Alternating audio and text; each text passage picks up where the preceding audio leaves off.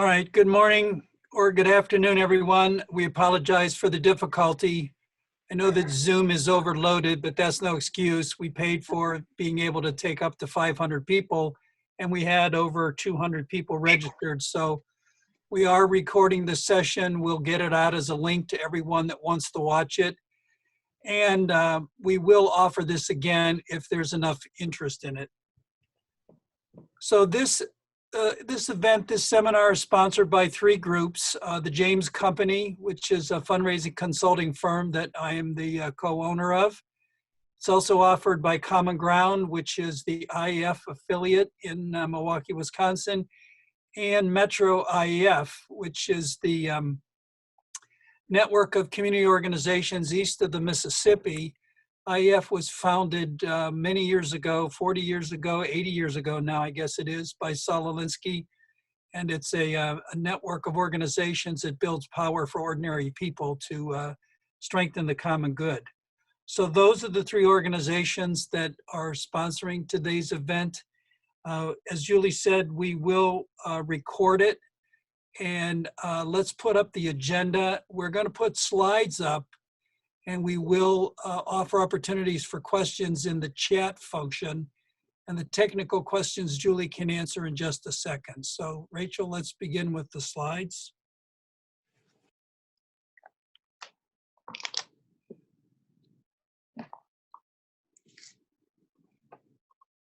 So here's what we'll do. This seminar was designed for 75 minutes. We will record it. We'll put it out there for folks that want to watch it. There's two sections to the agenda. The first is to talk about the strategy for maintaining or increasing your congregational giving. And then we'll pause and Greg and I can answer questions. And Pastor Brawley from St. Paul Community Baptist Church in East Brooklyn is on the call. He'll also answer questions about the strategy we're proposing. And then Rachel Cornwell from our staff will introduce the section on online giving and the tactics that might be usable for online giving.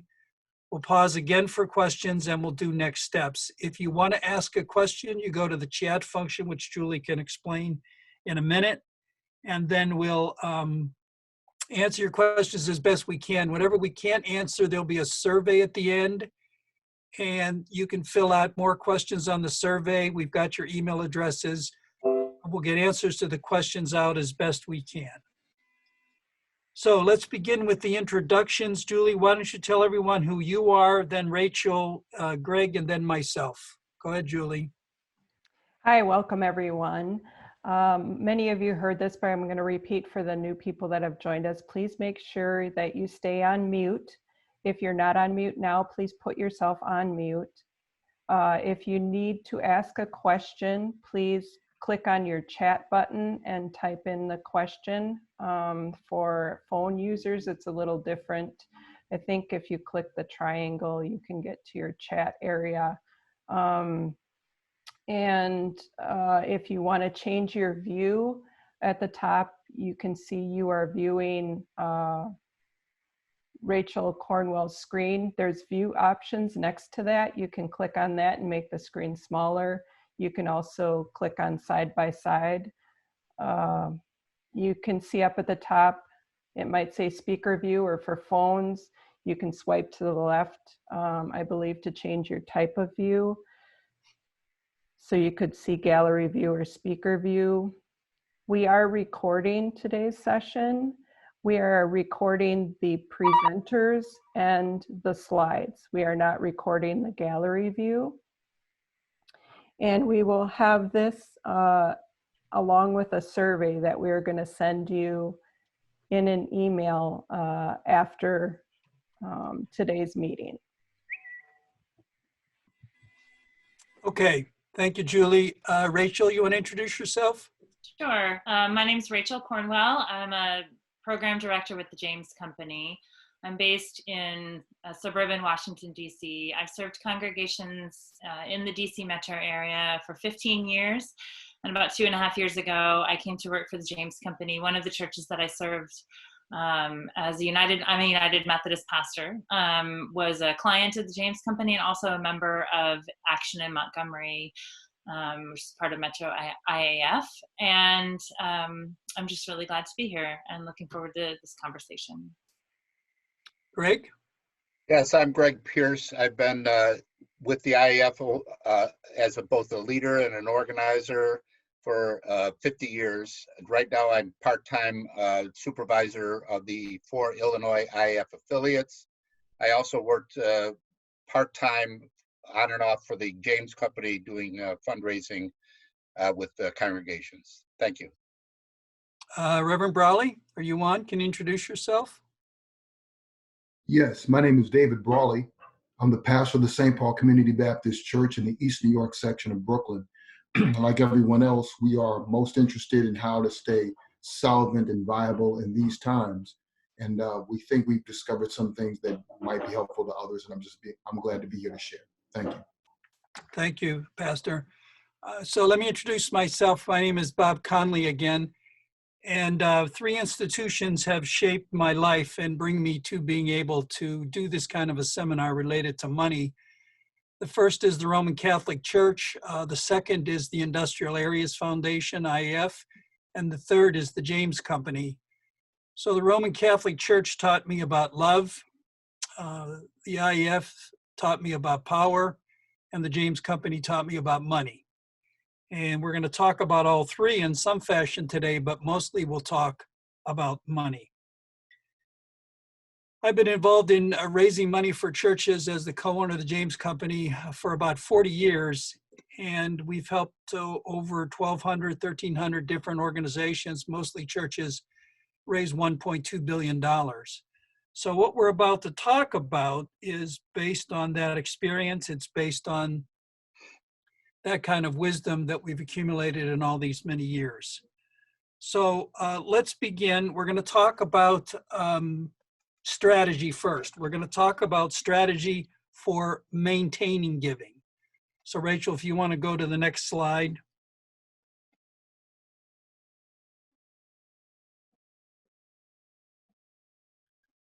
So when we've thought about this, we've thought about it in a couple of ways. We're going to talk both about a maintaining strategy and an increasing strategy.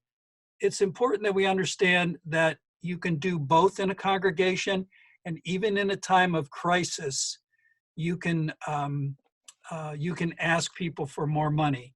So let me tell you how I learned a little bit about this. I've been through 4 recessions, and I've been through 1 Great Recession. And one of the first times I learned not to be shy and timid about asking during a recession was in Wausau, Wisconsin. I was working with a Catholic church in Wausau to raise money for capital improvements, of all things. And during this time in the 80s in Wausau, the unemployment rate was 12%. And I was a little nervous about this. And we went ahead with the appeal. And during the appeal, we had about 50 people in a room one night. And these were the people that were going to be our askers. They were going to make phone calls, not to ask for negotiated pledges over the phone, but to ask people to pray and consider participating in the appeal. And a gentleman stood up and asked our co-chair, her name was Jeanette. He said to Jeanette, how can we ask people for money when 12% of our people are unemployed? And I'll never forget what she said. She stood up to him and she said, in a very nice, kind, gentle way, she said, George, we have to remember that 88% of us are employed. And if we 88% don't do our part and strengthen this parish, how are we ever going to be able to help the 12% that need us? And that pivoted the whole room. Everybody started shaking their heads and understanding that we needed to do the appeal. We needed to continue to ask for money. The parish needed to be strong financially. And we ended up in a matter of 2 months, increasing the giving by about 35 to 40%. Now that was a little bit below what we normally experience, but the point is that we increased the giving significantly in a period when 12% of the population in that parish was unemployed. So the lesson I learned, and I've continued to practice it all through my life, is I don't make decisions for people, I ask them. for their opinion, and I ask them if they would like to give. I give them the opportunity to make their own decisions. I don't decide for them. So the only mistake we can make in any environment that I've experienced in all these 40 years is to not ask people. So that's what we're going to propose that you do. So last item, in this moment, the other thing to understand about giving is that money follows a relationship. And we have to focus on,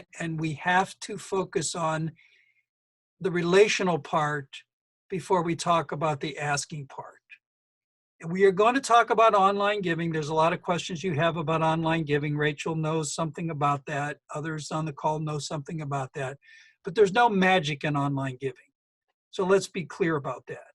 But there is magic in relationships. So let's talk about the strategy that we're going to talk about. So here's the strategy we're proposing for congregations that are part of Common Ground and part of Metro IF. Here's what we're proposing folks do. And there can be variations of this, but this is the first step. We're proposing that you need to do relational phone calls with your active contributing members. Now, you can talk to your inactives, but the inactive non-contributing members need a different kind of a phone call. So I'm not recommending that you do those kind of calls in this phase of the strategy that we're proposing. So here's the way I do it when I'm doing these kind of phone calls. I count the number of active contributing households and divide by 10. Active contributing, my definition usually is people that are giving $75 to $100 a year. Now, you can vary that if you wish, but that's usually the definition I do. I divide by 10. Why 10? Because I've learned over the years that it's a reasonable number of phone calls to ask people to make. So if you've got 20 active contributing households, you divide by 10, that means you need 20 callers to make the calls that we're going to describe here for you in just a second. Now, it's important, I think, that you be judicious about who you ask to make these calls.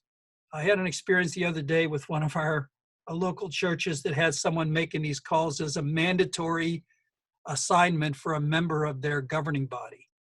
And the call that my friend got was not very good at all because it was very non-relational. So my experience is if you need 20 phone callers, you ask people on the staff to make them, and you ask volunteers that you know are relational to make them. So let's move. Here's the phone call, and we'll have plenty of time for questions. So as you've got questions, put them in the chat room. John Clark's going to look at them, and we'll answer as many as we can. So here's the nature of the call that I would suggest. Now, this is a simple script. You can vary it and change it based on your needs. You certainly are going to want to train people if you can, and if you have time, do a little bit of role playing. So when I've done them in the past, I will say things like, "This is Bob Conley from St. Paul Congregation. We're reaching out to our members to see how they and their families are doing during this crisis and to see if they need any help from us." So it's a relational part. How can we help you? How's your family doing? How are you doing? So that's the first part of the conversation. Go ahead, Rachel. Let's go to the next slide. So the caller listens carefully for what people say. Now, the caller can be relational. They can share some of their own experiences. But what they're also going to do during the call is write down what they hear from people, and you're going to turn this into your church office. You're not going to make these calls just to talk. You're going to make these calls so that you can act. So the caller sees how the folks are doing, shares stories, asks questions, and then gets to this part of the call, which is talking to people about the online services. Now, many churches are doing online services. This may not apply to you, but you need to ask people if they've been able to join those online services to see if you're having any technical problems. There's like the technical problem we're having this morning. I'm going to sell my Zoom stock. Probably already down this morning. Second, you can ask people if they have any prayer concerns that they want to pass on. This is important. People need to know that they're praying for each other and helping each other out in that realm. Now, then you can ask them, how do you want to contribute? How do you want to continue your church giving? Online, automatic withdrawal? Do you want to mail it? Do you want to drop it off? We are checking the mail. So what you're implying here is that people are giving and you want to ask them to continue to give. We'll talk about increasing giving in a minute, but you want people to know that there are a variety of ways of giving, including online giving, but you also want to know whether people are going to switch to online giving. Pastor Brawley can speak to that and the success that he's had in a minute when we get to the questions. And then finally, you want to affirm for everybody that you still need everybody's help. Now, this is where you could be asking for more money, and we'll talk about that strategy in a minute. But you want to let everybody know that, just like Jeanette did, that if the church isn't here and strong financially, we can't help the people in our congregation. So you don't be shy about that. You don't be timid about that. Your congregation is important. Your congregation does good work, and you want to emphasize that. If your giving has dropped, and we've heard stories of congregations giving dropping 20 or 30%, you can tell people that. That's the reality of your church, so it's okay to say that. Okay, keep going, Rachel. So here's the way to end a call. You thank people for their continued participation. You always thank people. We can't thank people enough in our congregation. You tell them that you'll follow up on the concerns that were expressed. You're going to have a conversation with all the people that are making the calls. If you want to give people your phone number, that's fine. If not, the pastor's number or whatever makes the most sense if people have concerns after the phone call is over. And finally, it's important that the people that are making the calls have a debrief so that you can learn from the experience, you learn what worked, what didn't work, and you discuss the patterns and decide what it is that you're going to do as far as the next step goes. And this is important because you need to act on some of the things that people have told you about. We had a couple calls this week with a person from one of the churches who had an elderly friend who needed help at home, and they needed somebody to do errands for them. The person that normally helped them wasn't able to. They're willing to pay, and we needed to help find somebody that was going to help them do that. So there are lots of stories out there like that. If people need food, if they need rides to doctor's appointments, those are things that we can do for each other in this important moment.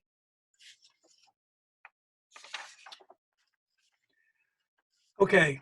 All right, so there's a second part to the strategy. So that's the part that talks mainly about maintaining giving. There's a second part to the strategy, which is, could we ask people in this important moment to increase their giving? The answer is yes, but it has to be done judiciously, and it has to be done in a strategy that relates to what it is that your congregation is thinking about doing. So let's go to the next slide. So Greg Pierce is on the call. Greg's a Metro IF organizer, and he's put together a packet of materials on how to conduct a very simple program that asks members to increase their giving, a special offering, if you will, that goes to 4 or 5 very specific causes. We'll talk about those in a second. Greg's testing this with 4 congregations in the IF affiliate in Illinois right now. It will work. It does work. A lot of people are being asked for money right now, but it has to relate to the mission and ministry of your church. And so the specific ways in which the money will be used is critical. Now, we can send you the packet if you'd like, and there's going to be a survey form we'll give you after the webinar that speaks to that. Next slide. So here's the sample in the sample brochure that Greg has put together. Here's the potential increased giving needs that you could talk about. direct service possibilities for the most vulnerable, support for the IF work that we're doing that gets to root causes, support for a particular project in the community or the world that would be suffering as a result of this pandemic, making sure that the church is stable, particularly if some people, because of unemployment issues, have not been able to maintain their giving or increase or keep their giving stable. We need to increase to make up for some of those folks. And then support for people that are fighting the coronavirus.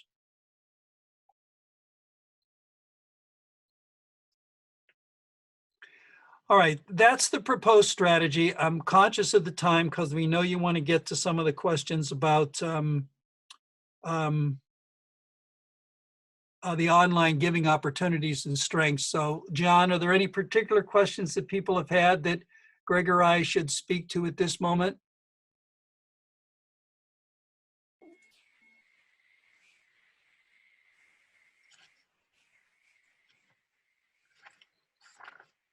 All right, Greg, you want to amplify those causes and then we'll move on to Rachel. All right. Just let me say three quick things, and then I'll talk about the 5 causes. First is people are going to be asked to give a lot of money to various causes right now. There are some people that really need help, but there's other people that want to help. So part of the question is, would they be willing to give it through a local congregation, whether they were a member or not a member? The second point is that for those of you that are in congregations that have done fundraisers, you know that they take a long, long time to prepare for, to have meetings, to decide what they're for, to design the things. So what we're trying to do is develop a kind of a template that people could just adopt and adapt to their individual congregation, both in terms of even the 5 issues that you want to raise money for, or how much money you want to try to raise. So that's the second thing. And the final thing is that we were trying to find something that all the money would go to the congregation. 100% of the money would go to the congregation for disbursement. So the advantage of that is that people trust their congregations to use the money wisely, not to waste it, not to use it for a lot of red tape.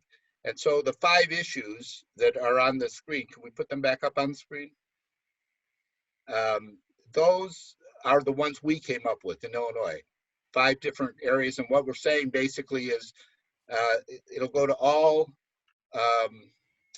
20% will go to each of these 5 things. So it's kind of a catch-all, but that doesn't mean that if your congregation did this, you would have a 6th item. You might not get rid of 1 or 2 of these. What we're trying to do is come up with something that is just a template for you to use, so that in a way, it would say, in this time of crisis, a special collection sponsored by you, your congregation. That's the idea. I don't know if you have other questions, Bob, or what else you want me to say. All right, Reverend Brawley, do you want to add a couple things about what St. Paul has experienced in the last, in the organizing work you've done in the last week or 2?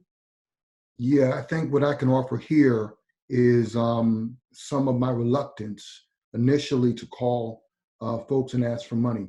It's not something normally that I've done. It's not something I've done in the past, but I had to get through that reluctance. And once we pushed through that, we were pretty successful. We've had about a 65% swing from on-site giving to online giving. And our giving this week was comparable to what it was the last week we gathered as a congregation. So we know that the strategy is starting to work. We reached out to the main leaders of the church. So we reached out to about 60 leaders and had a conversation. And just as you suggested, Bob, we assume they're already giving. To be a leader, that's the assumption at our church. Correct. And so we just asked them to change their methodology. Would you please consider going online giving, recurring online giving to sustain your church? And then I had key leaders work with me on this, and people made pledges right there on the phone. As a matter of fact, 100% of them pledged right there on the phone. They went online and they did that. And many of them said, Pastor, do you want me to reach out to others? And so, as you suggested, we're going to organize the next phase of this to see if we can continue to increase our giving from this point forward. So far, it's just getting past one's own reluctance to ask. People want to know what the church needs and what they can do to support. And so far, we think this has been a pretty successful strategy. Thank you, Pastor. We have gotten a couple questions in. Somebody asked me, when you talk about selecting of people who will make the calls, are they members who will call other members? Excuse me, the answer is yes. They're not necessarily positional leaders, although you can recruit from within your positional leaders, but these are members in the congregation that are relational. They know how to talk to people, they know how to share stories, they know how to ask good questions, and they're willing and able to reach out to people they may or may not know. So those are the people that you're looking for. All right, are there other questions before we move on to Rachel? No, that covers it. Does it cover that, John? Yes. Okay, good. So Rachel, you're up. Okay, so I'm gonna try to do a couple things at once here. Share my screen.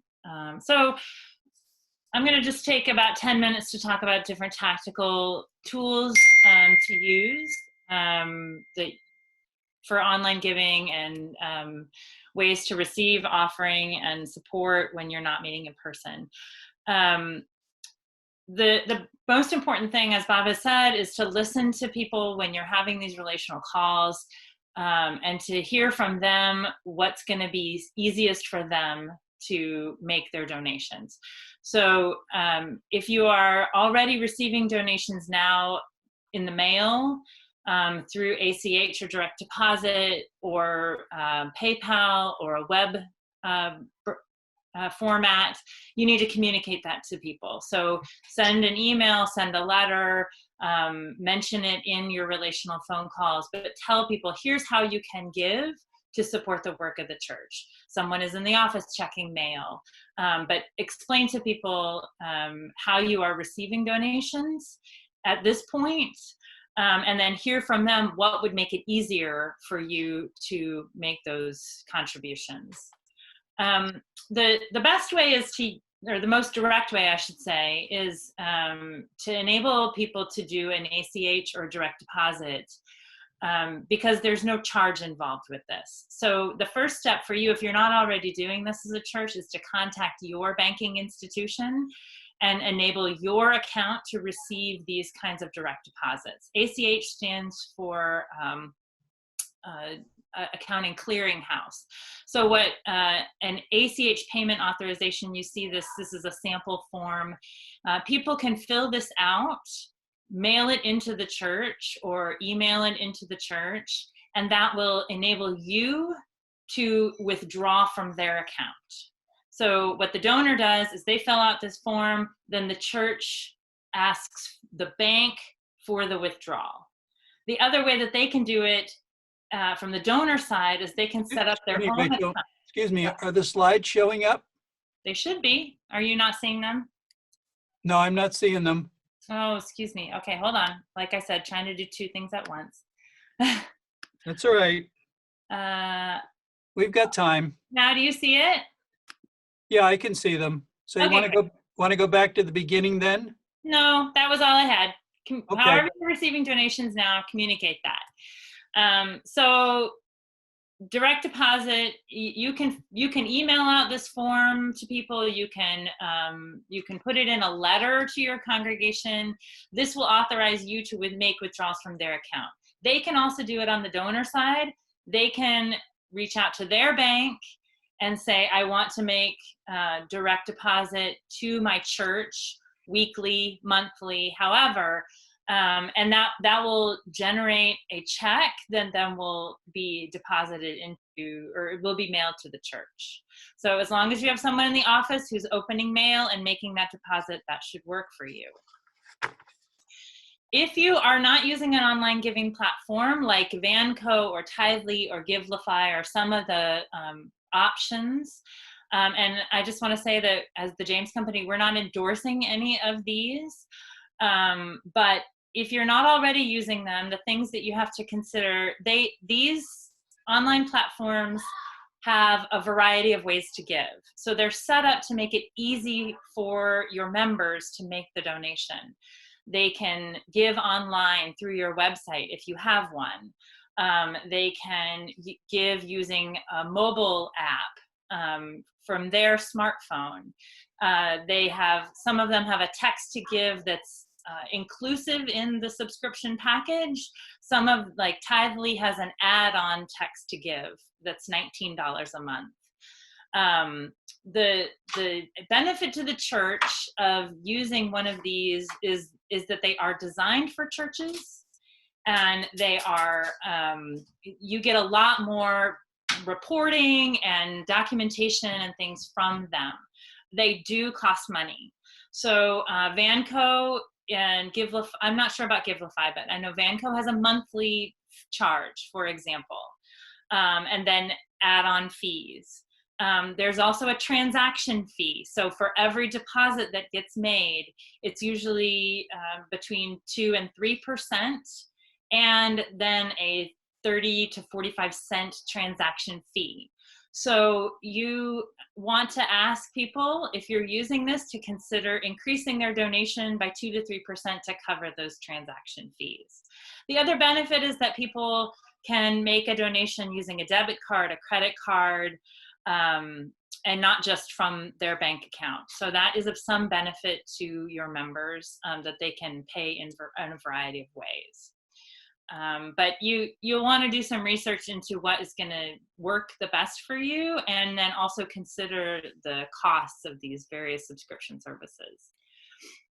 The fourth option is to set up a PayPal business account. There are other apps, like digital wallet apps, such as Venmo, or the Cash App. Those are really designed for person-to-person. So if you're going out to dinner and you're splitting the bill among friends, you're going to use Venmo for that. If you're paying your babysitter, you're going to use the Cash App.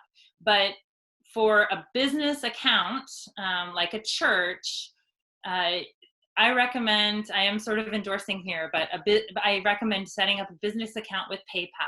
You'll need to provide your bank account information and your EIN tax exempt number.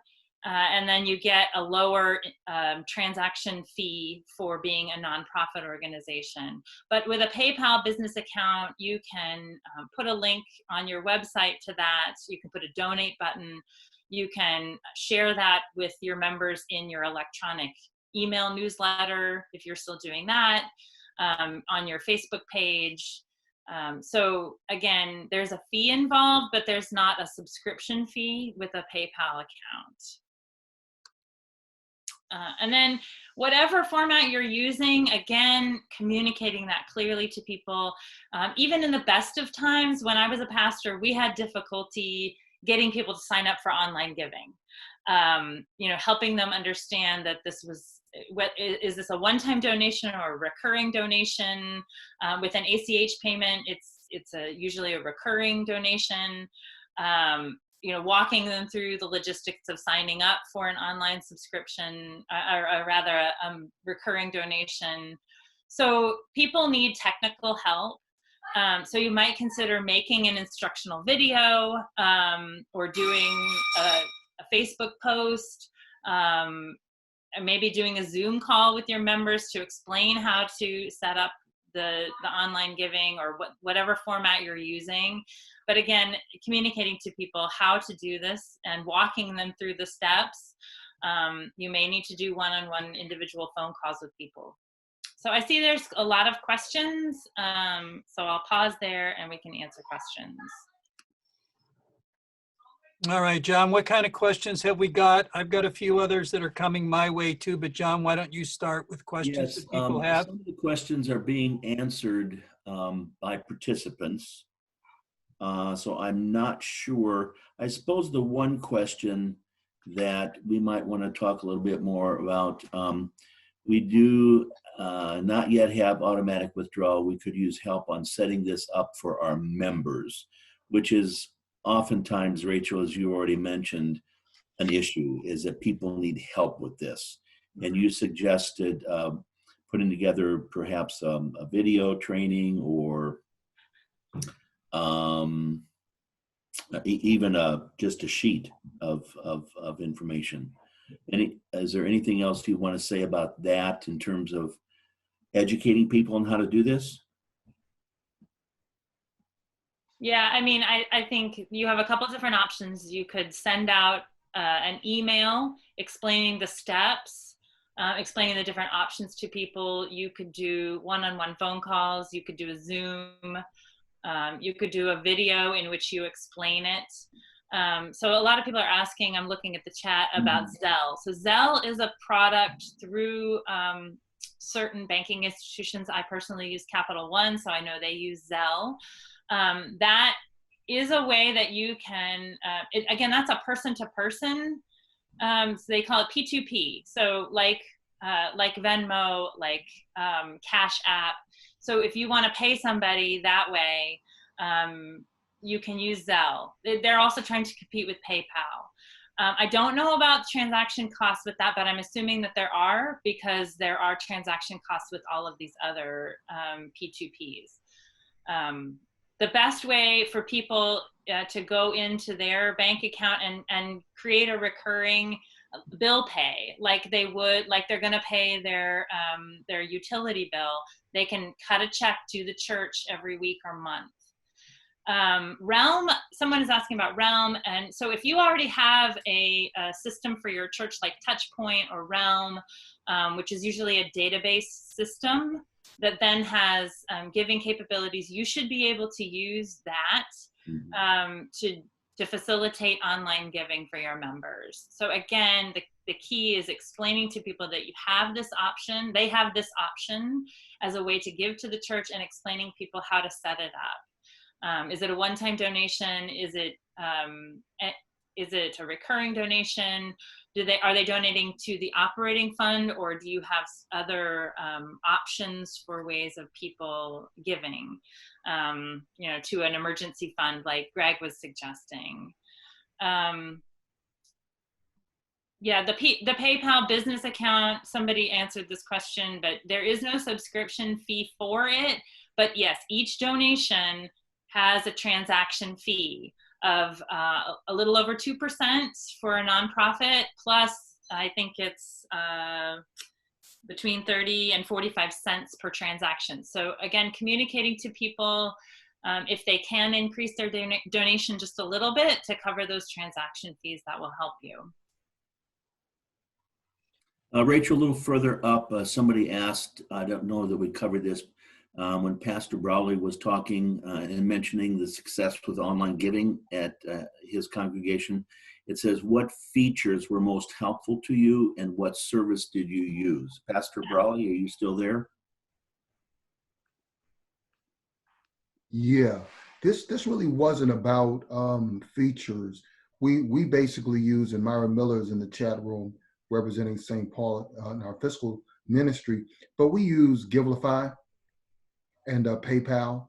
Most of our congregation, the majority, will use Givelify. It's a pretty easy application, and they do have the recurring feature as well.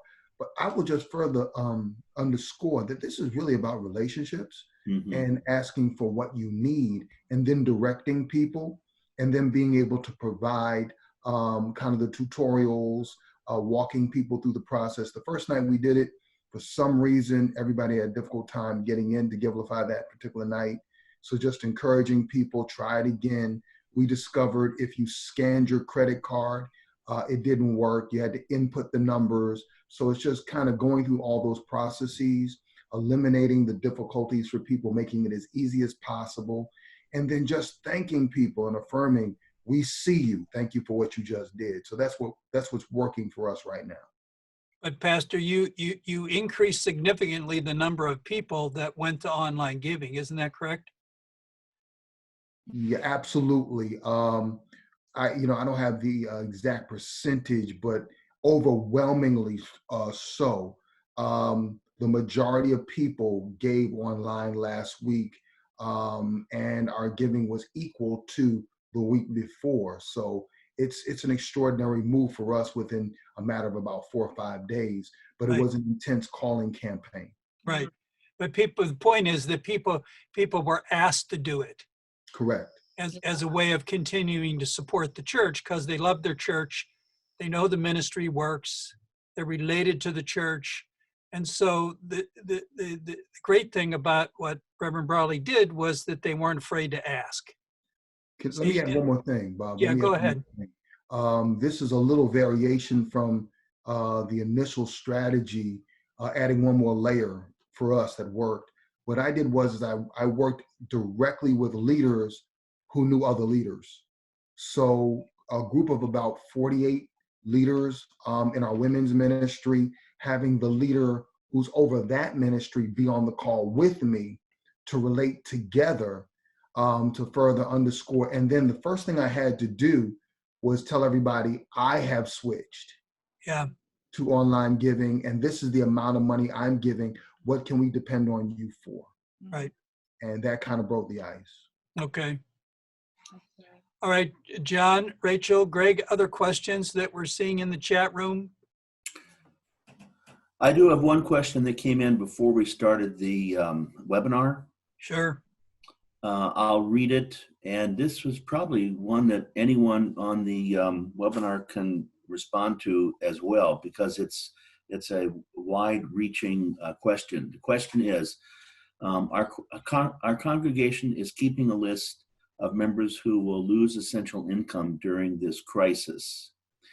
We're also generating ideas for how to be generous with federal aid checks that many of our households will be receiving. What are other congregations doing on either of these fronts?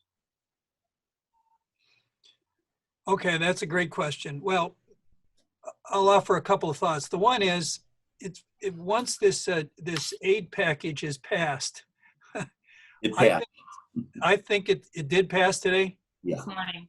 Okay, so we've got to find out as Metro IF where all this money is going. And we need to alert our people and work with our people on how they can get access to this. Some of this is going to be political. Some of this is just going to be darn good organizing.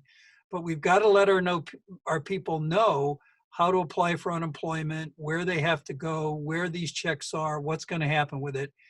And by doing these phone calls, you'll identify the issues. When you talk to 100, 200 people in your church, I guarantee that these issues are going to pop right out at you. And then the church can begin to act to help their people, either through your Metro IF affiliate or just as a collective people inside your congregation. But this is critical because a lot of our people are not getting paychecks. Anyone else want to jump in on this? Bob, Greg? just real quick, you and I had talked about the fact that a lot of what we're doing right now is defensive. Right. You know, we're trying to stabilize what we've got, get people used to giving in a different way and other things like that. But it also might be helpful if we were viewed as people that were trying to be a little on the offense on some of this. So making people aware of how to access loans or grants or whatever, that can be part of it. Raising money that's going to be used specifically for these purposes. So that's another thing that it may be a couple weeks away, a month away, but we can't stay on the defense on this. Right. That's why it's okay to ask people for more money. So in your phone call campaign, you can ask people to pray and consider expanding their giving in the 5 ways that Greg has talked about in the slide we sent, and we've got a packet. Greg put together a nice brochure and a pledge card that you could be mailing out to everyone in the congregation or emailing and then following it up with a phone call. And one of the uses of the fund where the church raises more money is for expenses for people that aren't going to get these checks or might not be in a financially secure position because of what's happened. So that's one of the reasons for asking for more money. Okay, other questions? Yes, one just came in on the Ask campaign with the pastor. Was there just a one-time call made? Question. Second part of the question, is there a time frame or idea on follow-up if needed? Reverend Browley, you want to talk more about what you did?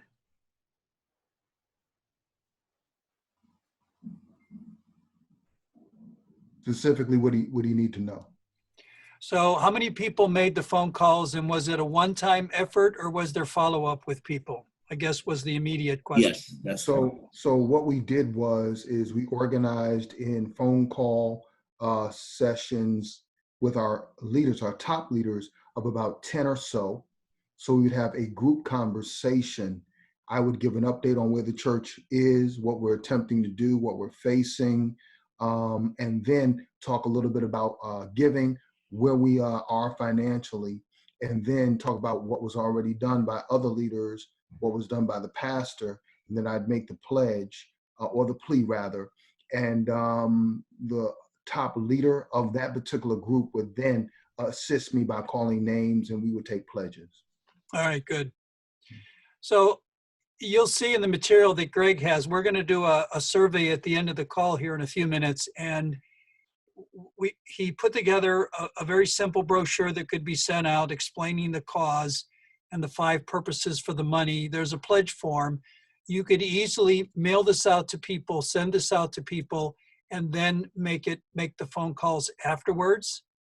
Or you could also allude to it when you make the phone calls, that it will be coming, and you could do a follow-up call if you want. But things are moving quickly. You don't have to spend a lot of time doing this, and you'll be amazed at how quickly people will respond. Yeah, and I would say that we are willing to adapt to any particular congregation, to adapt the brochure, if you will, to your specific goals, your specific causes, the name of your organization, how you want people to pay. All of that we'll do at no expense to you. Right now, we're looking for a few congregations that want to try this, and we want congregations of all different types. We want large congregations, small congregations, rich congregations, poor congregations. We want to try it and see if people will respond by giving the money that they're going to give anyway to this cause through the local congregation. They don't even have to be your members.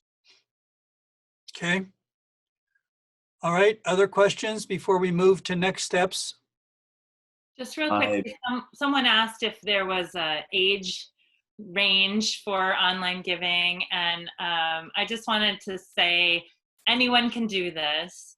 We just have to take the time to explain it to people who may not have as much experience with technology, and that may or may not be because of age, right? But again, helping people as they need it and knowing your people. Yeah, and people can still, drop their checks off at church, or they can mail them in. I mean, most congregations, even if their office is shut down, is checking the mail every day. So people can still do it the old-fashioned way if that's what their preference is. The key is that the church still needs them.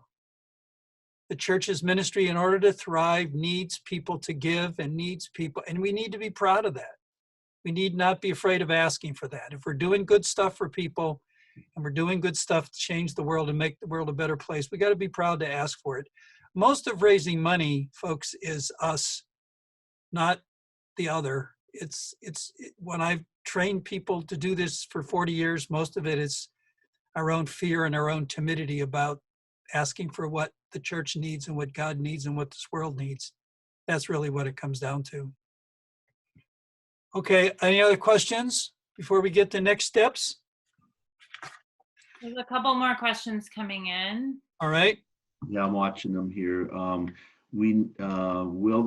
sorry, to those who are not members, how do you determine who to send the information out to? I think we talked about starting with your active contributing members. Right. And starting with the relational meetings with them and then communicating to them.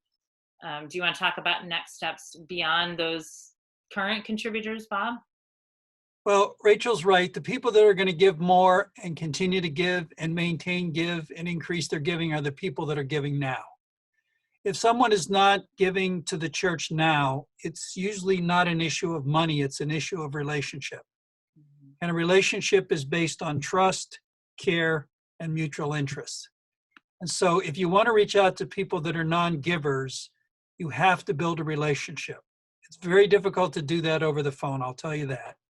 You can make those kind of phone calls, and we can teach you how to make those phone calls, but where there is no relationship, there'll be no money. But you have to start with the relationship in order. So you start with the active contributing members. If you want to do some outreach to non-contributing members, don't ask them for money. Just ask them how they're doing. And that's still an effective strategy, but I would start with the people that are the contributing members. Was there another piece to that, Rachel? I don't think so. All right. The only thing I would add is there may be a business that your congregation is very close to. Even though they're not members, they may be looking for some way to contribute or help out with this current crisis. So I would make an exception with that. Yeah, and, Yeah. and also if you have other groups that use your building and you're losing rental income because of that, there may be an opportunity to reach out to those groups because they value the connection that they have with your church and see if they can make a special offering. Yes. Friends of the congregation is a viable group for whom to ask for funds for the 5 purposes that we've talked about, or whatever it else that you're trying to raise money for. That's a viable option. Okay, other questions? I think we've covered what we have up there at this point. Okay. So let me summarize and talk about next steps. A couple of things. First of all, we apologize that Zoom screwed this up, and people have been asking if we're going to offer it again. The answer is yes, we can offer it again. We just have to figure out how when the 5 of us are available to do this as quickly as possible. So the answer is yes, we'll offer it again. Secondly, I wrote a book about this stuff, thanks to my friend Greg Pierce. It's called Raising Money for Your Congregation. You could purchase it through Acta Publications. So there's my personal ad. All the money we raise for this goes to Common Ground, so there's no, this isn't self-serving. It helps churches with any money issue that they want. So Acta Publications is ACTA, and you can find it online, and the booklet is called Raising Money for Your Congregation. Julie Rowley is going to send out a survey form to follow up with you if you'd like any of us to call you and talk over strategy, more specifically for your congregation. If you want access to the materials that Greg has put together for making an appeal for increasing giving in the church, that's available to you. If you've got other questions that we haven't answered, that's available to you. So Julie will send out the survey form, and you can fill that out, send it back to us, and we will respond and we will react. So survey form, we will do this seminar again for the dozens of people that couldn't get in, and we apologize for that. And finally, part 2 of this seminar series is tomorrow at noon Central Time, I believe. Julie would have sent you the link. And that Can I just interrupt you a second, Bob? Yeah. I was just informed late last night that the link to part 2 has changed. So I am sending a follow-up email after this with all the information that we spoke about. Plus, I will have the new link for the part 2 session tomorrow. All right, good. So that's the session that deals mainly with the expense side of the ledger. It's being offered through Metro IF again and the Community Purchasing Alliance. So they deal with the issue of expenses, how to control expenses in a time like this, and creative ideas for controlling expenses going into the future. So that you can look for as well. I think that covers it. Thanks for joining us today. Let's pray for each other in our world and be well. Thank you for coming.